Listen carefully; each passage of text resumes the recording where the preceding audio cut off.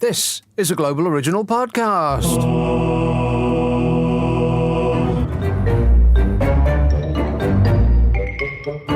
Bloody hell. What? That's awful. I'm sorry, you weren't recording though. Couldn't you do that before you came online? Oh my God. Would you like to evacuate your bowels as well? No, thank you. I won't go into detail, but no. I'm sorry, I just had to blow my nose because I'm a bit... Flu. No, I haven't got a cold or a flu or anything, but I've got a bit of a hoarse voice again. Right. Well, shut the f*** up. That'll help. All right, well, bye then. Do it yourself, why don't you? So how's things? Yeah, things are all right. I'm actually in London, so that's makes a change for now. It's nice, actually. The weather's nice today. It's a bit blue sky. It's a little bit sunny, little fluffy clouds. It's blooming freezing, though. It is, yes. I just went out to the shops and without a coat on because it looked sunny and it was freezing. Yeah, big mistake. Huge.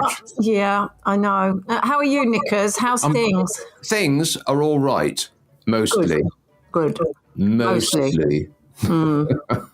Well, everything is never all right, is it? Not completely. It's mostly all right. Mostly.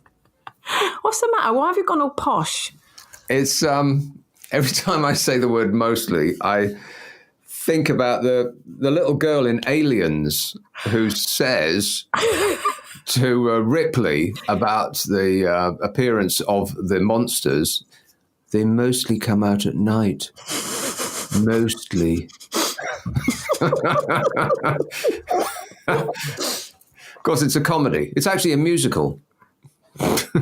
What is Aliens? Is it? It's not.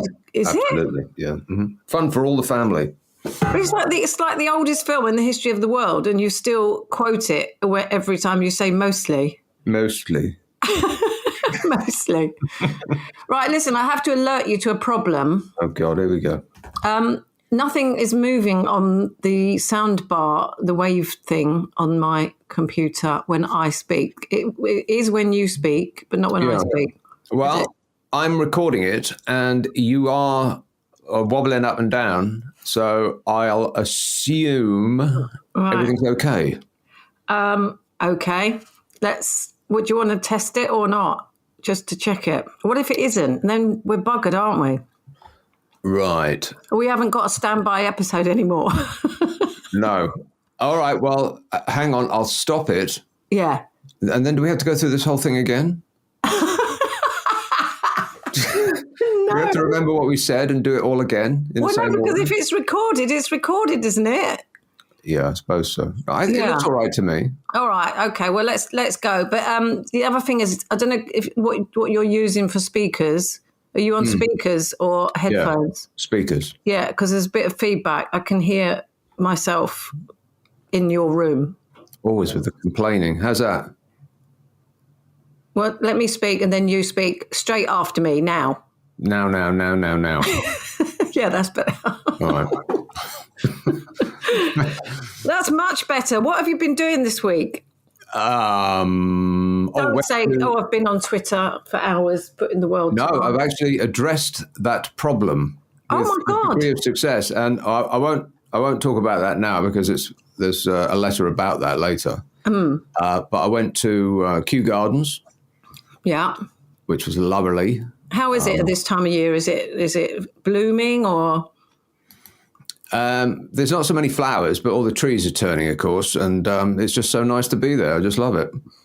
Yeah, I think it's I think autumn is possibly my favourite time of year. Actually, nonsense, rubbish. It is. No, it is spring and autumn. The summer spring. I can take or leave, and winter is always slightly want to chop your own head off. But. But autumn is so beautiful, I find, with the leaves turning and the countryside completely changes. If you go for a walk on Hampstead Heath, for instance, I know you wouldn't because you don't live up here anymore. No. But if you do, oh my God, it's just beautiful, especially on a day like this. Yeah. There's something magical about it. There is the sense that it's the dying of the light, though, because in a couple of weeks, I don't know if you're going back to France. I don't know what they're doing, but I think is it next week? The clocks go back. Yeah, on Sunday night. Yeah, but no, they do it in France. They still do it in France as well. Exactly. Because there was word before the Invisible Menace hit that they were going to not do that anymore. That they were going to keep the light in the evening where it should be instead of first thing in the morning where no one can use it. They say that every year. Every bleeding year. Every year, and they still do it. Everybody does it. Do you know what? If we just stayed where we are now, it would be fine. But that is not GMT, is it? It's not. Yeah, but who gives a rat's ass whether it's British time or not, for God's sake? It's Her Majesty's time. We must adhere to Her Majesty's time. No, I don't think it's about that. It is about the line, isn't it? It's about the line. That's what the whole world bases its time on, that line. Yeah, but that's completely irrelevant to us moving the clocks forward or back. It's got no relevance at all. It should be about what's best for human beings, not what's best for some line that got randomly striped along the ground at some point that has no relevance at all. I mean, that line could be anywhere. Well, I think it's better if it goes back and then stays back. That's what I think. Because then you still get light nights in the summer. And you still get light mornings as well. I mean, who cares about light mornings? What can you do with an extra hour of light in the morning? Well, nothing. You don't get up early, so don't be so selfish. No, it doesn't matter about, because what people are doing in the morning mostly, they're getting up, they're brushing their teeth, they're having breakfast, they're getting the kids ready, and they're going out to work. The only benefit would be slightly lighter while you're driving or sitting on the bus going to work. You can't actually do anything with that extra hour. But if you had an extra hour in the evening after you got off work, you could go and have a walk on Hampstead, where it's magical. Yeah, but you can go for a walk in the morning. That's the nice thing about it. Nonsense. Who can go for a walk in the morning? Do. That's absolute crap. Lots of people do. I prefer to get up in the morning. You're wiping the sleep out your eyes and hurtling down the road for the bus that you're late for. Nobody's got any time to do anything in the morning. Stop swearing, Nicholas. You honestly don't start as you mean to go on. Honestly, the last couple of weeks we've been agreeing on things. I can see where this is going. Yeah, back to normal. Thank goodness. Thank God for that. No, I think it's better if we're back and stay back, and then that's it. Don't do it again. There's no point. Point. I think it's better if it's forward and stays forward. So, you got that one wrong. Yeah. Well, I haven't. You have. Actually, so let's just agree to disagree. Yeah, well, agree that I'm right and you're wrong. Maybe the listeners would like to. Maybe we could have a little poll on this. What's better, backwards or forwards? Yeah, let's do that. I'll set up the poll and I'll put it on the internet, and then I'll collate the results and I'll have a report first thing in the morning on your desk. How do you do those? I know a lot of people do those Twitter polls, and I can't work. How do you do it? Do you know how to do it? I can't do it. Yeah, I did one once. I think it is fairly easy. I think if you put, I think there is a little button on your tweet as you're writing your tweet. If you look down, I think there is a little button that says poll. It's as easy as that. I mean, who looks at the buttons when they're doing a tweet? How do people know about all this stuff? I mean, really? I've sent, I don't know. I bet you've sent more tweets than me. I tend to do a lot of retweets because I open it up in the morning. Let's talk about this in a minute because there is a letter about this. So we'll do that when that comes up. All right. Okay. Yeah. So that's forthcoming attractions. Isn't it exciting? It is exciting. I'm so excited. I can barely contain myself. Carol, I'm fit to burst. Right, hang on a minute. I need to move my dongle because I can see it. Oh, please. Nobody wants to hear that. Because I can see it keeps dropping the signal out and I need to move it. Right. Hang on in there, Nickers. Hang on.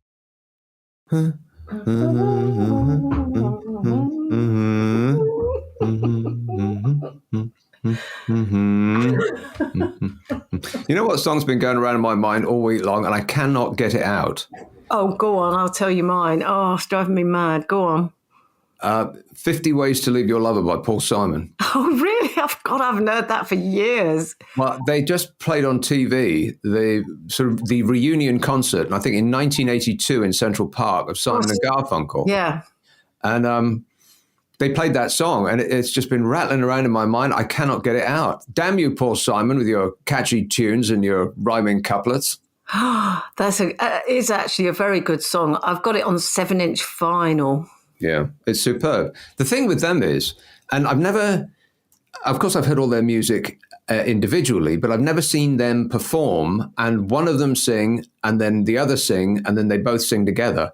And they both have very, perfectly nice, if unremarkable voices apart. But when they sing together, it's like magic happens. I know. It's just quite extraordinary. It's like more people than them are singing, and there's echoes in the voice. And God, it was really quite riveting. What's your favourite Simon and Garfunkel song then? You tell me yours and I'll tell you mine. Boxer. Oh, that's a brilliant song, isn't it? The Boxer, I think it is. Yeah. Yeah, you see. Cecilia is another one. That's a great one. Mrs. Robinson is a fantastic tune. Yeah. I mean, you could name all of them. Yeah, you could actually. It might be. I don't know if there's another band where it's more difficult to think of your favourite song. Do you know what I mean? The Beatles, the Beatles. I would say there's just so many cute tunes. Yeah, it's like one that puts you in all sorts of different moods. Yeah, what about Fleetwood Mac though? I'd have a problem with Fleetwood Mac finding my favourite song and maybe even ELO as well. Just great songs. Just apropos of nothing at all, because I think the Commonwealth. It seems to have taken a hugely long time. 4 years since the last Commonwealth Games. Seems to have taken 10. Maybe it's just this last couple of years of misery that we've been dragged through. Yeah. But on the internet, it's probably almost certainly still there, to Mr. Blue Sky by ELO. Oh. The Birmingham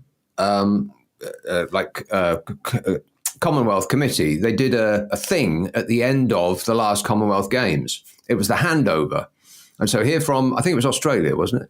Here from Australia, we hand now the baton to Birmingham. And then Mr. Blue Sky started up. Bom, bom, bom, bom, bom, bom, bom. And they did this dance routine outside, live, to that song. It's one of the best things I've ever seen. It'll have you, it'll cheer you up and make your whole day better. Trust me. Look it up on the internet when we're finished, and you can thank me later. No, wait, I've changed my mind. You can thank me now. So it's an orchestral Mr. Blue Sky. No, it's the real Mr. Blue Sky, that tune, that song. Oh, right. And they're just dancing to it. It might not sound much, but trust me, it is. And it's all in one take. That's the key of it. It's all one take to the whole thing. Brilliant. Absolutely brilliant. Okay, we'll watch that. Only if you watch my favourite Commonwealth Games moment. Well, it would probably be somebody trying to jump over a hurdle and falling flat on their face. No, it's not actually. No, it was it was the Commonwealth Games. I think, I don't know when it was, but Was it someone getting kicked in the head by a horse? No, it's much better than that. Much better than that. It was, I think the Commonwealth Games that year were in Scotland, I think. And there was Tony Blair and Cherie Blair walked into their set and their box rather and started waving to everyone. And there was just this massive, massive boo from the crowd. Oh my God, it was so glorious. That's one of my favourites on YouTube. That's in one of my favourites list. It's just phenomenal. See, that's the difference between me and you. I'm celebrating like a glorious piece of art and youthful joy. You're celebrating someone's misery. Well, look at the misery he put us through. I mean, he deserved more than a blimmin' boo, if you ask me. So I thought it was fantastic. It is one of those things that you can just watch over and over and over again and never, ever get tired of it. Well, when they had the Paralympics, and I'm coming up against, I can't remember the guy's name. What's the name of that politician that who's got about 10 jobs, one of which was editing the Standard? What's his name? George Osborne. Yeah, Osborne. Yeah. Stop me if I've said this already, but we went to the Paralympics just to go. I'm not emotionally attached to the Paralympics. It was just the Olympics were on. The tickets were available. We went. We had the seats in the main, the main auditorium, which is now West Ham's football ground, and everybody else had been sat in their position from, it seemed like, from the moment that it opened, with paying maximum respect to the Paralympians. The place was absolutely packed, apart from the 2 seats that were allocated to us. And we arrived to almost as though we were arriving halfway through a theatre production. That was the sort of reception that we got from the people that were around us. It's like, how disrespectful. Embarrassing. And we were carrying between us 4 pints of lager. Nicholas, I never had you down as a pints man. That's brilliant. Of course. And so we sort of, having already had probably 4 pints of lager, so we collapsed in our seats to what I thought was much tutting all about. And at the moment that we sat down, the announcement was, and now to present the next prize, it's His Fabulousness, George Osborne, and his beaming face appeared on the screens around the auditorium, and as with one voice, for 80,000 people all went boo. That was one of the great moments of my life. It is though, isn't it? It's like when you know you're on the right side because everyone's doing it. Yeah. Oh my God, that's fantastic. I love that. It took the eye off us though, so we were grateful. Thanks, George. Yeah, thanks, George. Oh, we owe you one. Yeah.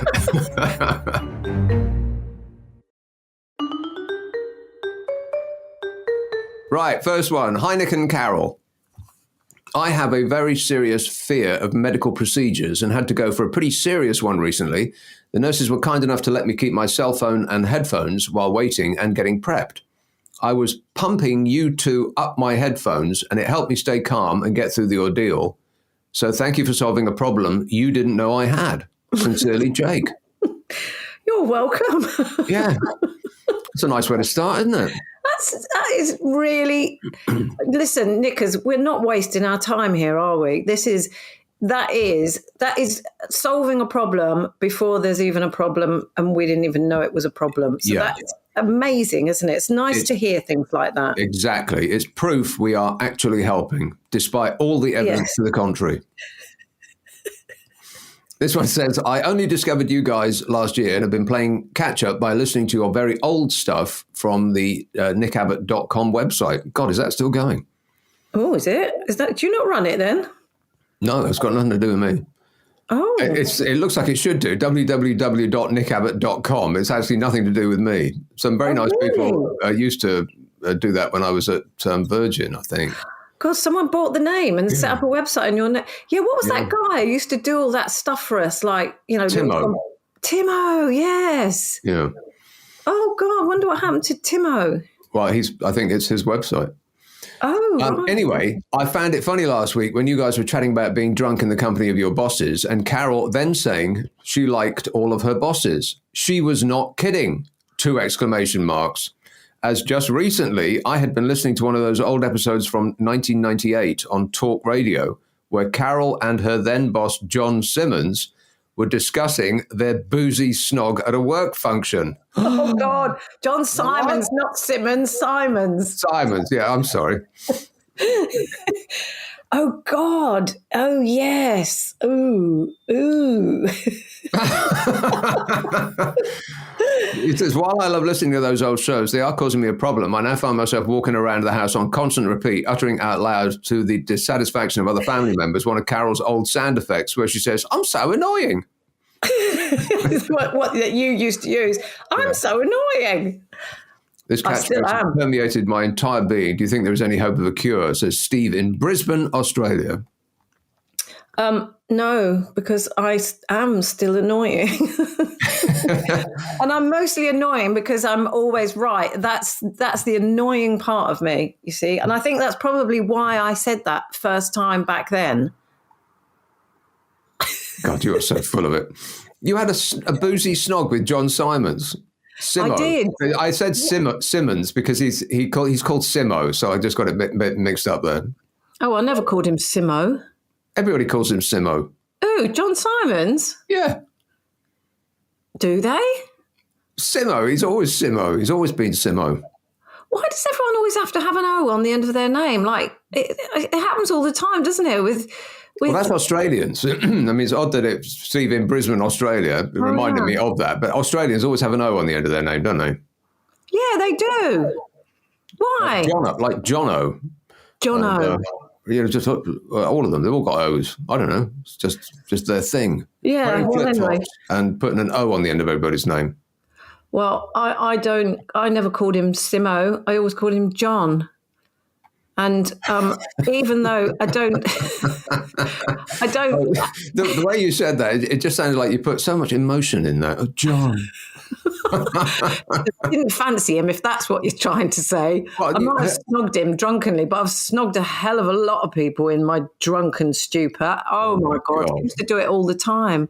You know, exchanging bodily fluid like that, via a proper snog with anybody who would snog me. Honestly, one time I was in Mallorca and I got out of the taxi and snogged the taxi driver. What, in lieu of a tip? I don't know what I was thinking. Here's a tip. That bloke should get a tetanus injection.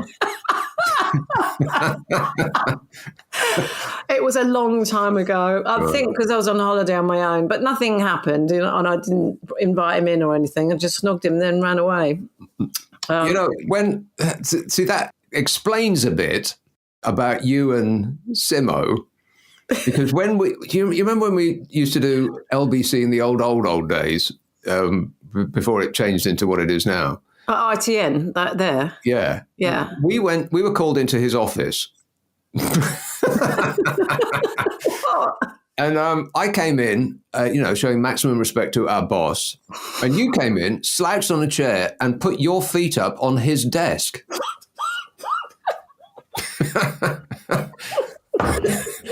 And it struck me as being, that's a bit bold. So that's the reason why you snogged his face off just the other day.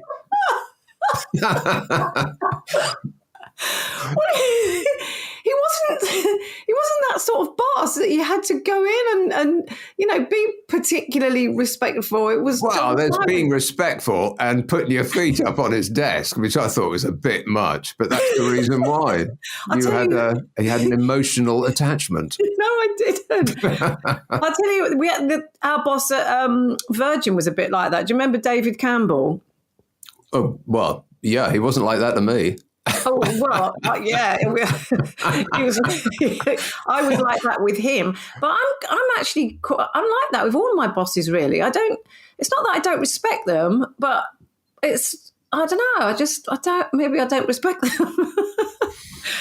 In that meeting, in that meeting, is the reason why I call you one of the names that I call you, because we were called in because somebody had written a complaint. Do you remember?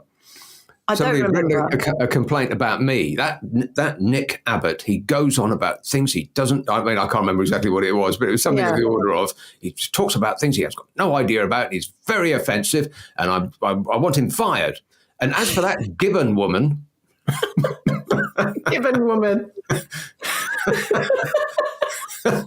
So that's why I call you Gibbon. That's it. I remember now, but I don't remember the actual complaint, but I remember getting called in. Yeah, yeah. And what happened? And What as for happened? David Campbell, no, he, I can remember, because I used to just cause him trouble all the time. It's like constantly. Everybody else just towed the line and did their thing and made his life easy. And I was a constant source of trouble to him and probably the company in general. And my abiding memory of him was we were sitting in the boardroom, me and my agent at the time I had one, waiting for him to arrive. And he came into the room by kicking the door in. He was so angry. Oh, my God, really? What did you do? What, because of things you've said on the radio? Well, I used to get fined. And at the time, I think I was the most fined person in the history of radio. And I kept racking up the fines. It was the biggest fine ever. And then, having learned my lesson, I got another even bigger fine. And I think another one on top of that. And Who fined you? The Virgin? No. The Ofcom there wasn't Ofcom at the time. It was the Radio Authority. Oh, really? Yeah. But I would say something which wouldn't get nobody would bat an eyelid these days. But I would say things because I was the first one really in the country to do that sort of American style talk show. Yeah. As far as I'm aware. And I was saying things that my heroes in America would say on the radio, and nobody would be remotely concerned because it's freedom of speech, and you can say what you want on American radio, pretty much. At least then. They tightened it up a bit recently, in the last couple of decades, but in the 70s and 80s, Howard Stern and all that lot. Yeah. Bongo, he'd have naked women in his studio and he'd be playing the bongos on their bottoms. I mean, that was the level. Oh, my God, that we're talking about. But he used to do bestiality dial-a-date on the breakfast show. Yeah. That kind of thing. Yeah. And but nobody had ever heard that here. And so, the authorities were, probably a bunch of 80-year-old ladies who would clutch their pearls to their chest and do a Victorian fainting fit when they heard me. They'd want to fine me off the air. Yes. Yes. God, I never got fined like that. You must have been really outrageous. Well, like I said, nobody would be remotely concerned today. But then, did you think you thought? I think you thought that you were. Who was that guy that you used to listen to all the time? Who inspired you to do a talk show? Exactly. He was my downfall because I would copy him. Neil Rogers. Neil Rogers, that's it. His shows are still available. He's been dead for a really long time. He's still the funniest thing on radio. I think I actually actively seek things that are just put before our time, before this time, really offensive, what seem to be really offensive now. Yeah. And it's because sometimes it's so funny because it's naughty. It's naughty. It is naughty, you yeah. A visceral shock of, like an electric charge of naughtiness. Yeah, and you can't actually believe that someone actually said it on the airwaves, whenever it was. It doesn't matter, but things I watch on TV, on the buses, things like that. I mean, you can imagine those people literally fainting with horror. Yeah. But, in my defense, when I said those things that I did on the radio, you could have said them on television and nobody would have complained. In fact, that you could say pretty much anything you like on television. Or, by the way, on BBC Radio. I heard at 6:30 in the evening, it was one of these lame comedy shows they do on Radio 4. It was that Scottish bloke who's famed for his rudeness. He used the C word twice as a punchline at 6:30. Yes, 6:30 in the evening on Radio 4. Frankie, what's his name? That guy. Yeah, exactly. I'm the one that got fined. Oh, you see, yes. Wow. But see, Radio 4 that's for intelligent people. That's for the upper class, and they can handle it. It's the same thing as Lady Chatterley's Lover. Oh, we don't want our servants to be reading this, therefore it must be banned. With that kind of, that mentality still perpetuates. Yeah, that's true, actually. I'd get that. Would you know what, going back to David Campbell, do you know what he does now? Well, he went through a few things. Don't He tell me went to he runs off. O2. No, he doesn't. I don't know. No, I'm trying to find out actually, because he left Virgin to go to run the O2, didn't he? Yeah. And then he ended up he was in Formula One, I think, for a while. Really? Yeah. And I don't know. I can't find him now. Can't find him. Well, he's probably. Yes. I found him. He's probably bought an island. Well, he probably has. I mean, he must have been so loaded. Yeah, everybody who left Virgin at the right time suddenly became totally loaded. Yeah. Well, in 2013, he went to Wagamama's. Wagamama's. What for lunch? No. As the boss, of course, you nutcase. I can't find what he does now, but it's full well it's going to be something huge, isn't it? Mm. He always fell into these massive, massive jobs. And well, CEOs tend to. CEOs come in, and this is not. I'm not suggesting that David Campbell is in any way a bad CEO. I think he's probably a very good one. Yeah. But other CEOs, it tends to be the CEO class story that they will come in. They will either be a success or not. It doesn't really matter. After 5 years, they'll leave with £100 million and then just march straight into the next one. How do you get to that stage? It's such a limited pool of those people that they essentially all vote for each other. I mean, that's that's how they get their remuneration package, is because other CEOs will set the precedent that they can say, oh, well, that guy over there is getting £10 million a year and £100 million bonus and a free house and a new yacht. So I must be worth that too. So they essentially are just reinforcing the idea that these people, many of whom are utterly hopeless, are rare geniuses that must be, treated like eggs.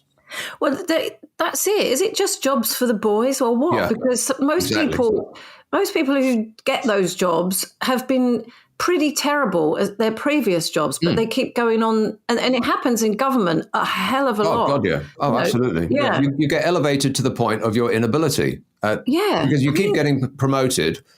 If you're good at something, you get promoted. You're good at that job, you get promoted. And you stop being promoted when you're not very good. So everybody reaches the level at which they're not very good. Yeah, exactly.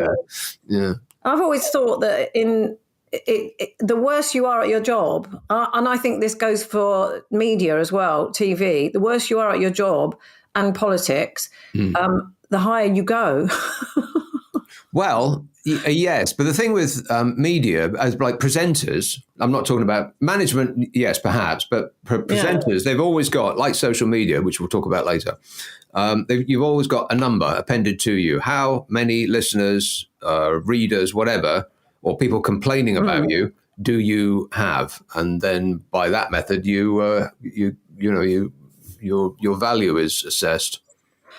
God, this is getting serious. Yeah, it is actually. Yeah, it's interesting though. But all right, well, give us another one then. Go on, fire away. More problems. Right. We need to help these people. We do. These people need our help. And here we are, just nattering away. Yeah.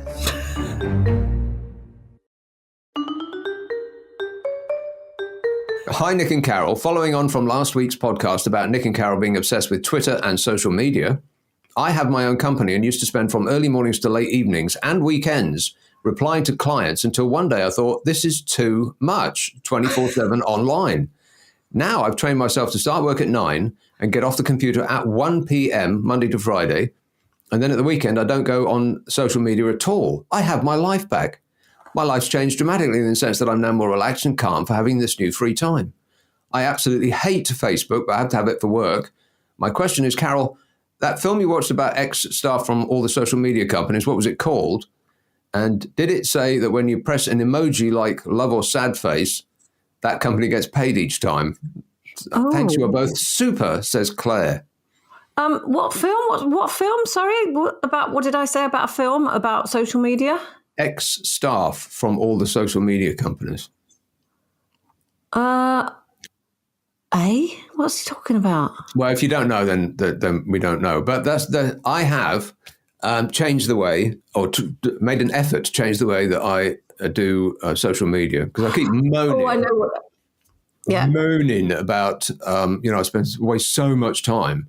And I thought, if I keep saying this, it does indicate that I have an actual problem, which I should address rather than just keep whining about it. And so I did. For the first couple of days this week, I may have aired yesterday, but then yesterday's a work day, so I get a pass on that. 10 minutes.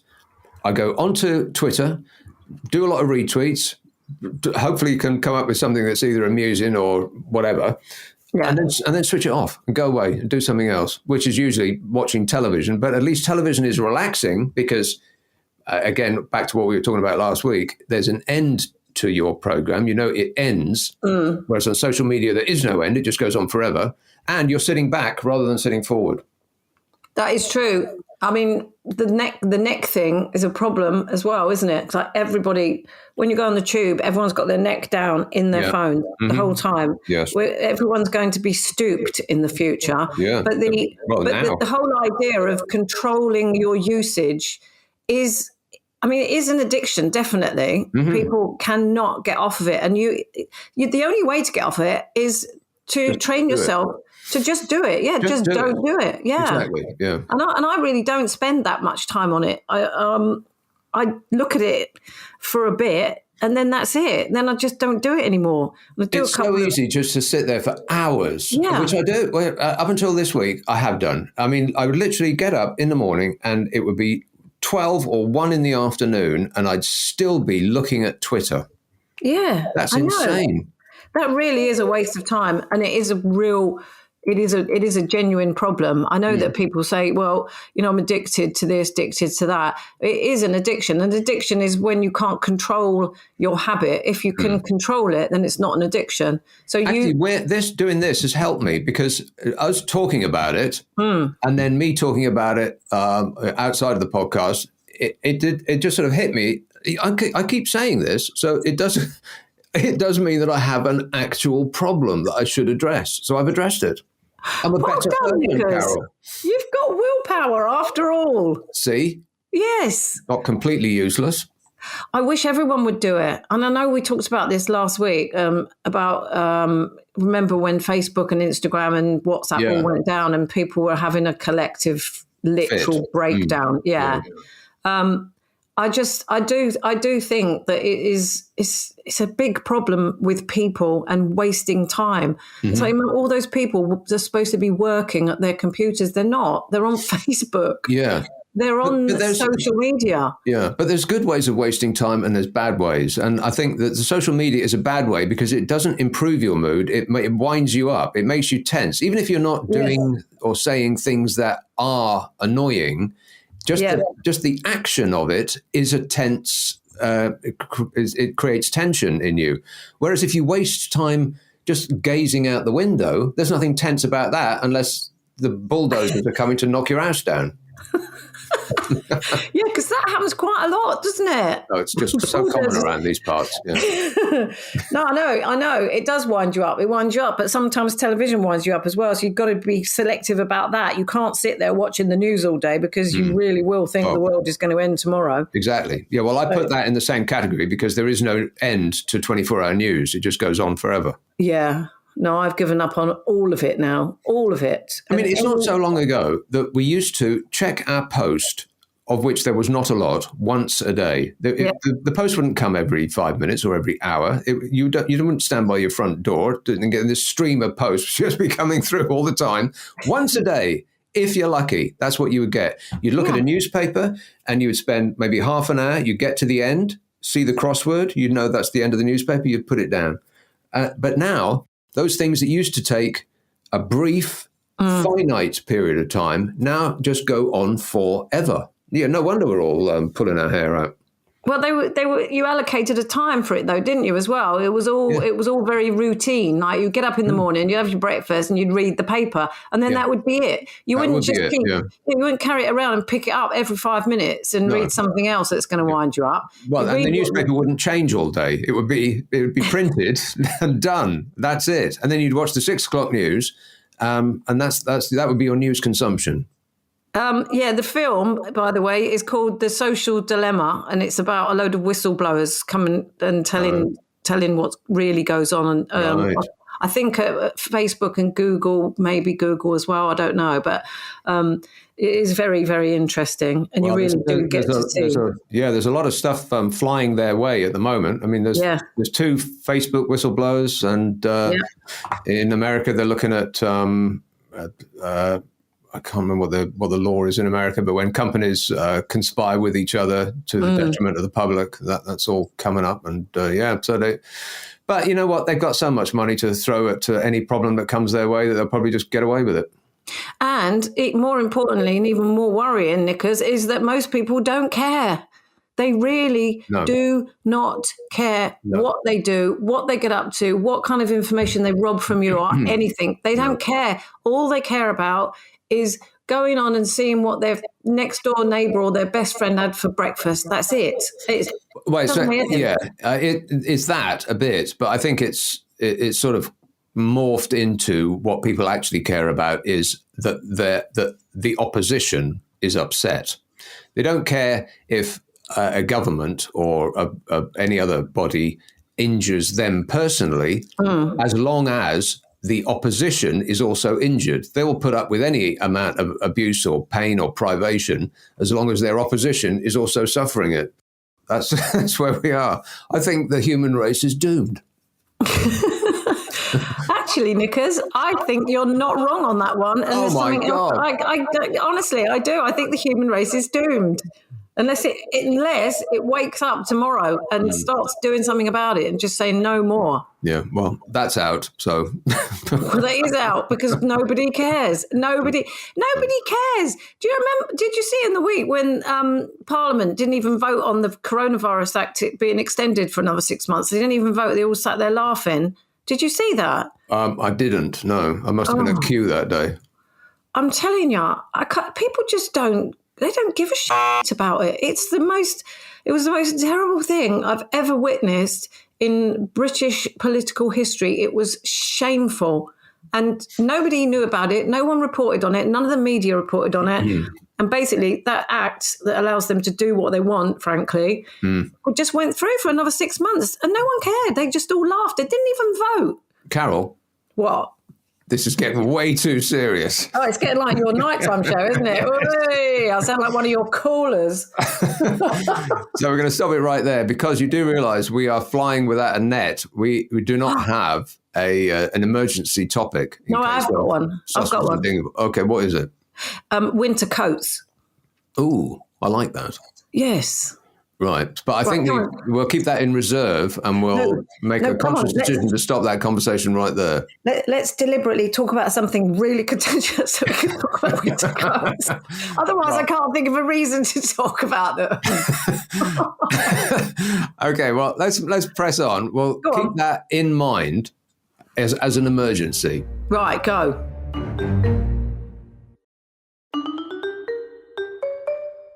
Dear Nick and Carol, I'm in awe of your ability to conduct a jovial leg-pulling conversation for over an hour without falling out. So much so that I was encouraged to start a chat with my wife, borrowing some of your light-hearted material, Nick, to jolly things along and maybe raise a smile or even a little titter. And who doesn't like a little titter? All was going well, and we were some 4 minutes in when I suggested, you'll recognise this, Nick, that she was a lazy moo who drank too much wine. Followed with a ho, ho, ho to show it was meant in jest. Oh, I get that all the time. Yeah. The long and short of it is she hasn't talked to me since, and coming back from the pub, I was locked out. Oh, what's My happening? question is it safe to use a ladder to go for an open upstairs window after several pints and an old colonial dark rum sent from my Lady Reaver in a lay-by on the B-34, Sid? Oh my God, that's terrible. Look, maybe there's 2 things there, isn't there, Nickers? Two possibilities. Either your wife's lost her sense of humour, or B, she really is a lazy moo who drinks too much wine and the truth hurts and you've hit a nerve. So, you've got to decide which one that is. I think the problem here is, Sid, that you don't have that kind of relationship with your wife that you can say things like that and get away with it, as opposed to me and Carol, who have had that relationship from day one. Forever. Yeah, but anyone could say that to me and I wouldn't care. I mean, even though it is probably true, partially true, I'm not really lazy. I like doing nothing, but I'm not. If I've got a job to do, I'll do it well and I'll do it properly. But so I'm not lazy in that respect. But lazy is, I am lazy and I do drink too much wine. I just do. Everybody does. Don't tell me I can only have 14 units a week, because that's made up bollocks. Absolutely. And I'm not going to listen to it. No one listens to it, do they? No one does. No. All that nonsense about, you can have a small glass of red wine with a meal once a week. But other than that, it's very unhealthy for you. Yeah, okay, it's such rubbish, isn't it? Mm-hmm. Like every time you go to the doctors and they say, right, how much do you drink? And my answer is always, I might have said this before, apologies if I have, but my answer is always more than you tell me I can drink. That's it. And I don't say how much, because if I told her how much, she'd literally pass out. Yes. My fear is that all that sort of thing does go on your permanent record, which is of enormous value to commercial organizations, like insurance companies, for instance, who would pay a fortune to get hold of that kind of stuff. And the idea that it will forever remain a secret between you and your doctor, if you believe that, I think you're living in a fantasy land. Oh, God, no, nothing. Nothing. And it goes on your record, I think, for a lot of other reasons as well. And you never know, in this day and age where we live in, it might just be used against you one day. Oh, God, yeah, absolutely. Seriously, in a medical way, you know. Oh, in any kind of way. I mean, but again, we're getting very serious. Warning. Warning. We're talking about serious issues. Stop now. Just stop it. Okay, dear Nick and Carol, just for your information, Teletubbies was based off a Bulgarian children's asylum, and the colours represent how they died. The green one died of disease, the yellow one died of a lack of sunlight, the red one burnt to death, and the blue one froze to death. A bit morbid, I know, from Nathan. I told you, didn't I? I told you. What did I say? That there was sinister undertones to the Teletubbies. There is. A Bulgarian children's asylum. Well, don't tell. You think he's making that up, don't you? Oh, rubbish.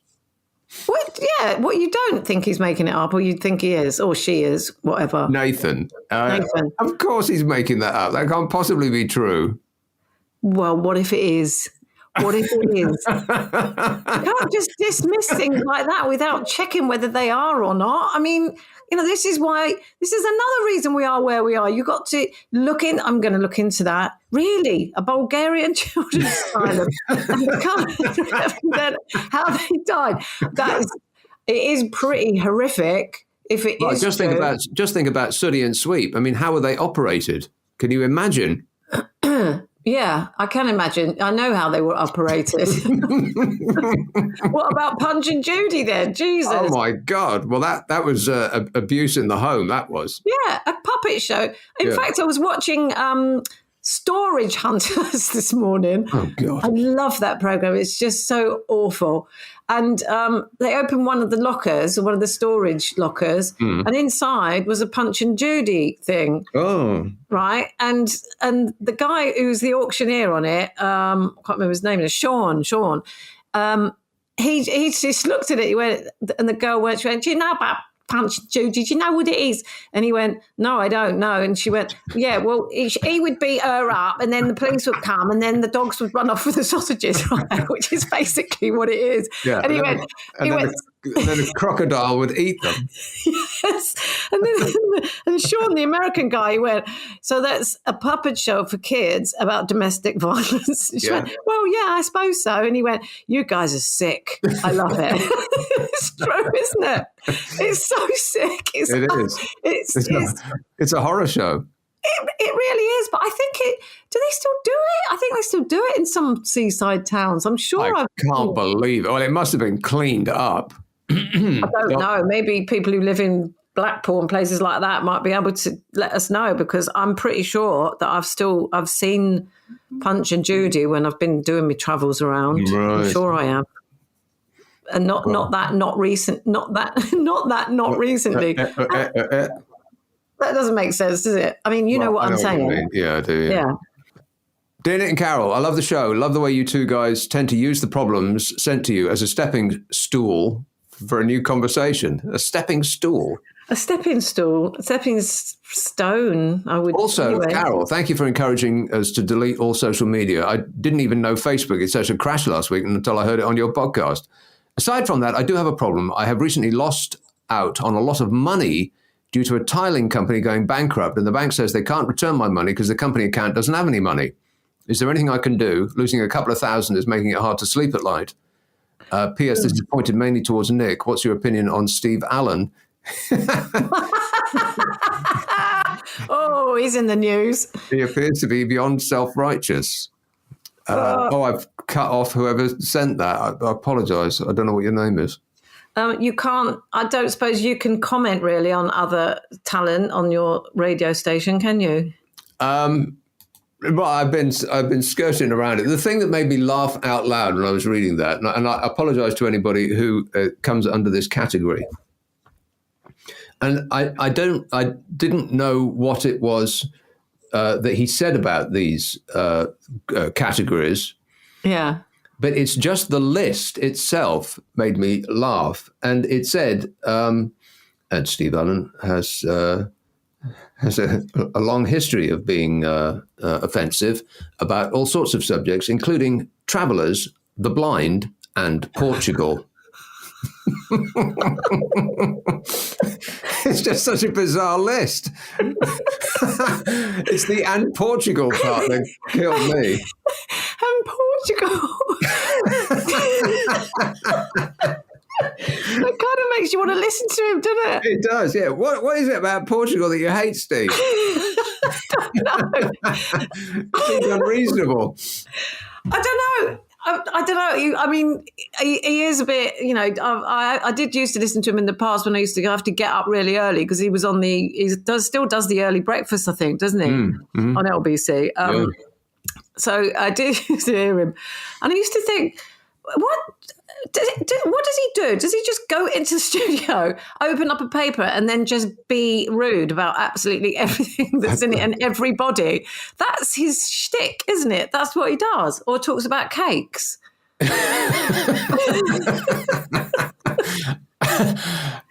You know what? Because of the time of the day he's on, I've never actually heard him. But I do know this. It is a pretty good talent to be able to talk for 3 hours without taking calls every day. Yep. That you can't get around that. He is the only person that I'm aware of in this country that does it. Talk show hosts in America do it. My hero, Neil Rogers, used to talk for 4 hours every day. He got really annoyed with the callers once, and he said, right, I'm not taking any more calls. I'm just going to do it myself. And he did for, like a year. Yeah. 4 hours a day, just talking. Amazing talent. So regardless of the content, of which I'm not familiar with, as I say, it's not on a time of day that I'm awake, but the ability to do that, to fill 3 hours, that's pretty good.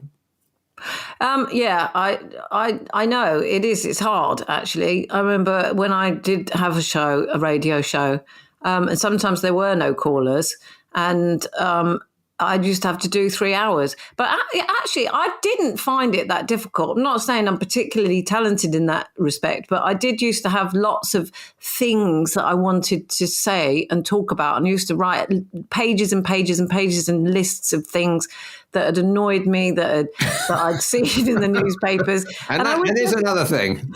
It was like that. It was, and it was Saturday and Sunday mornings I used to do. And I've got a funny feeling he used to take over from Steve Allen. I think he did the early breakfast show in the week, and then Sundays or one of the days he did the normal time breakfast show. I think, anyway, I just remember going into the studio and he was there. Or maybe I used to do the papers on his show, and he always had like cakes or mince pies, or even when it wasn't Christmas. He still does, yeah. It's like M&S backs a lorry up to the building. Every time he comes in, he's laden down with shopping bags. And there's so much stuff. It's still there in piles when I come in at the end of the day. So this time he's in trouble because anyway. Do you mind if we don't go any further down that road? Okay. So what was the beginning bit of the problem? Because that was kind of an additional thing. Yeah. It's quite a serious issue. They lost a lot of money due to a tiling company going bankrupt. Right. Yeah. Oh, I think he's mistaken this for a proper like watchdog thing, but it's not. I don't know. I would. Oh, here's a piece of good advice. I would call the guy, one of the guys that's on before me, because there's Friday and Saturday night. I follow a free legal hour. And people call in, and the guy gives them free legal advice.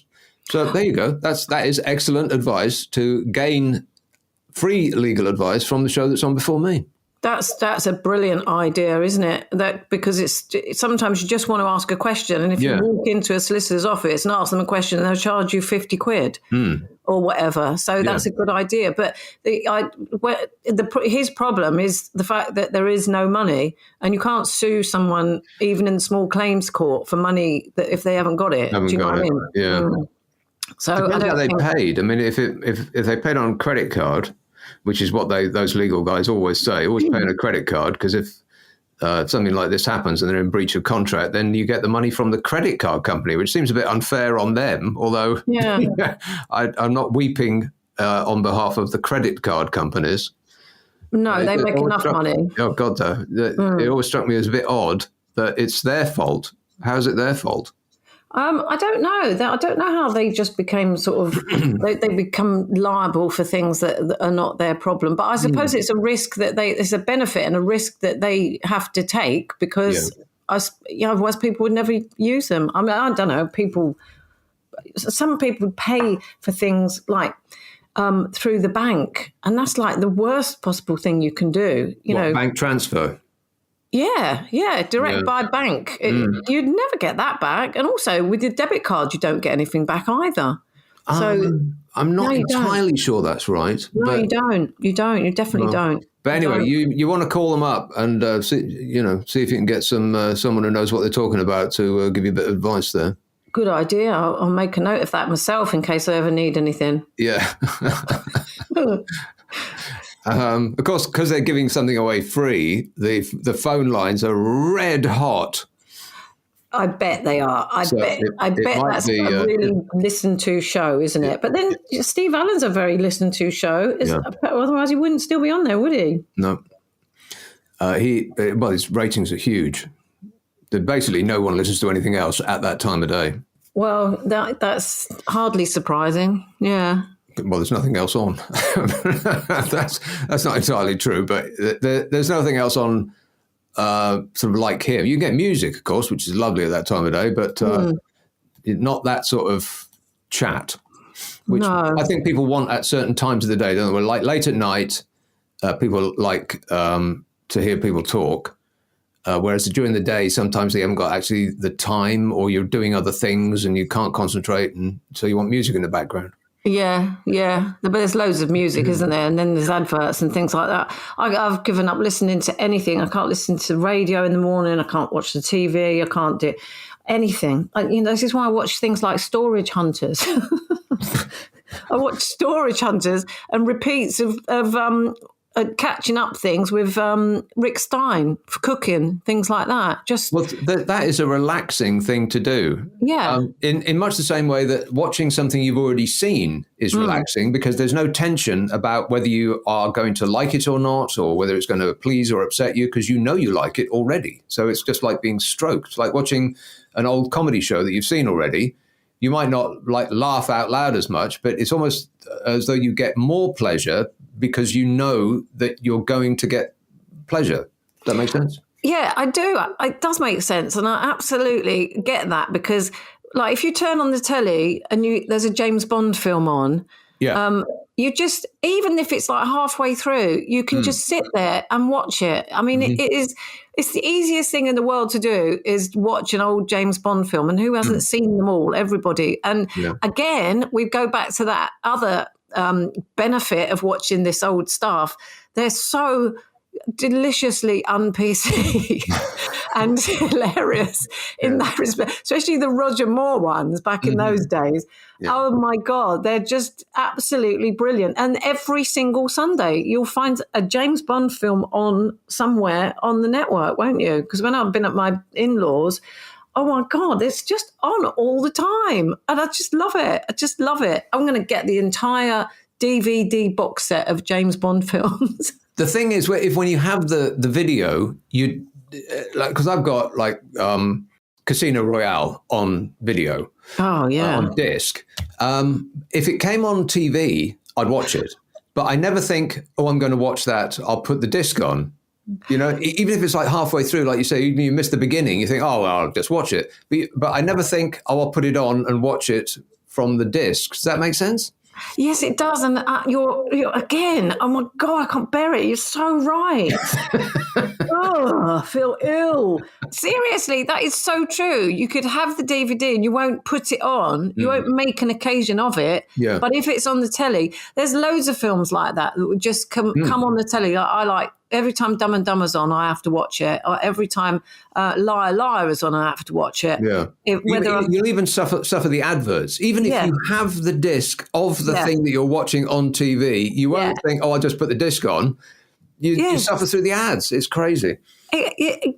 Exactly. But going back to Roger Moore, one of my favourite lines from any James Bond film was, I must have been like the last one he did when he was actually really quite creaky and old.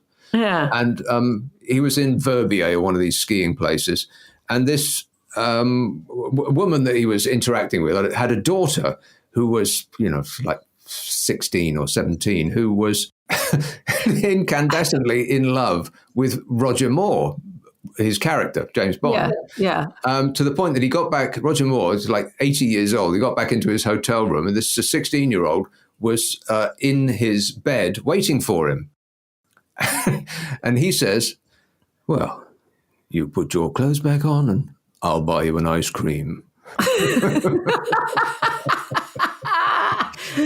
Oh my God, there was some brilliant. My favourite line was a Roger Moore one as well. I can't remember the film, but there's absolutely no way I could repeat it, even on a podcast. You just couldn't, because it's I'll bleep it out. No, I can't. I'm not going to risk it for a biscuit because it's too dodgy. Seriously, but it's so funny. I think it's the man with the golden gun. Yeah. Watch it I'm not going to say it, Nick, because I'm just not going to, because I promise I'll bleep it out. I promise I'll bleep it out. No, I can't. I can't even set it up without people knowing what I might say. So no, I can't. I'm not going to. Okay.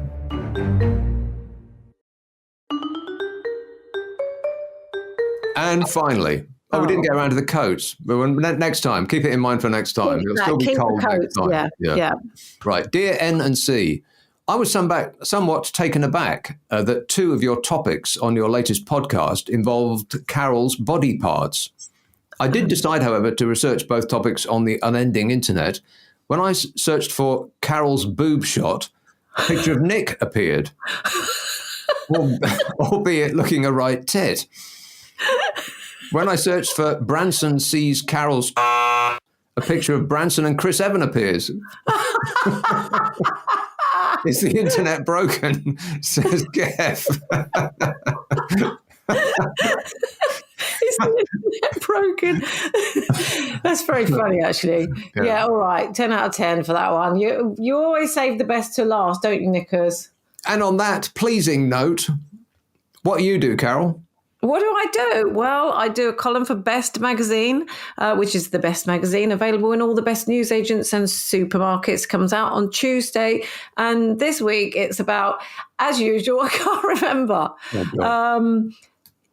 Oh, I know what. No, I don't. I can't remember. And also, I do Loose Women, which is a talk show with 4 women on the panel, and it's on at 12:30 on ITV every day, Monday to Friday. And I'm not on it this week because I've got too much other stuff to do. But I'm back next week on Monday and Thursday. Stuff? Don't tell me. You can't tell me. No, I can't tell you. No, I can't. Not on here. Right. Well, I can tell you what I'm doing, which is... Yeah, go on. What do you do? Thanks for asking, Carol. I do 2 other podcasts. One's called the Nick Abbot Habit, which is clips from old shows. And at the moment, it's a week before we leave the EU, back in January 2020.